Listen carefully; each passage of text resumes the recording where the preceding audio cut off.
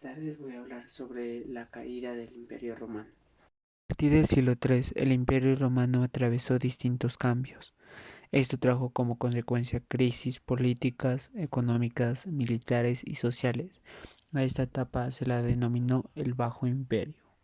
También empezó a haber inseguridad en los límites y fronteras, ya que finalizadas las conquistas el ejército mantenía y defendía los límites. Pero esa tarea fue cada vez más difícil, porque los pueblos germanos, también llamados pueblos bárbaros, atacaron repentinamente la frontera del imperio en el norte de Europa. También la frontera en el extremo oriental del imperio también sufrió ataques de los persas. El aumento de poder en el ejército también es otro factor que desencadenó la decadencia del Imperio Romano, ya que las constantes guerras obligaron al imperio a fortalecer y aumentar su poder, y en consecuencia la figura del emperador se debilitó.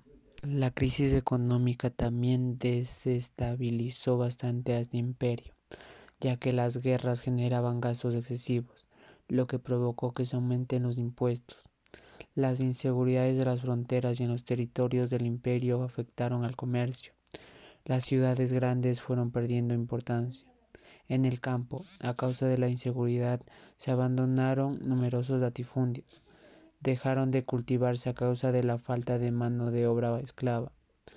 Ante las malas condiciones de vida, esclavos y campesinos formaron bandas y atacaron a las grandes propiedades. Las dificultades del imperio para pagar al ejército provocaron que las tropas saquearan las provincias en las que estaban instaladas. Sin duda, estos eventos demostraban que el imperio romano se debilitaba y solo hasta finales del siglo II comenzó a desmoronarse por completo. A finales del siglo III, desde el emperador Diocleciano, se intentó restaurar la situación mediante el control de precios y la inflación, la extinción de tributos obligatorios, la división del imperio en 4 regiones conformadas por una tetrarquía y la persecución de cristianos.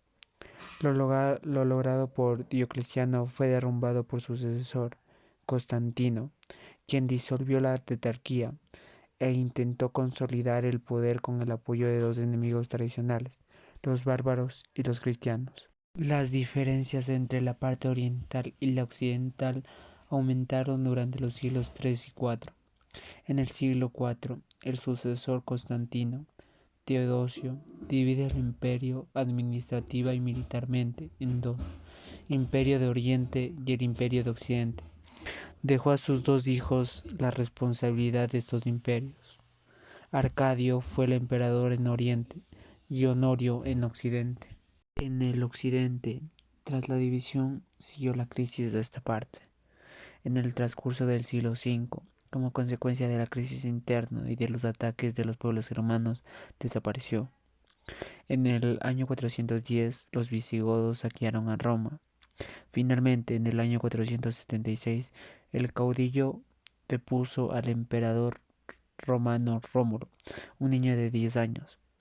Tradicionalmente se considera que este hecho marca el final de la Edad Antigua y abre un nuevo periodo histórico a la Edad Media. En el Oriente, el imperio, también llamado el Imperio Bizantino, llegó a su máximo esplendor en el siglo VI, cuando conquistó parte de las tierras del Mediterráneo occidental. Desapareció en el siglo XV, tras la conquista de Constantinopla por los turcos. Bueno, agradezco mucho la atención y esta fue la caída del Imperio Romano.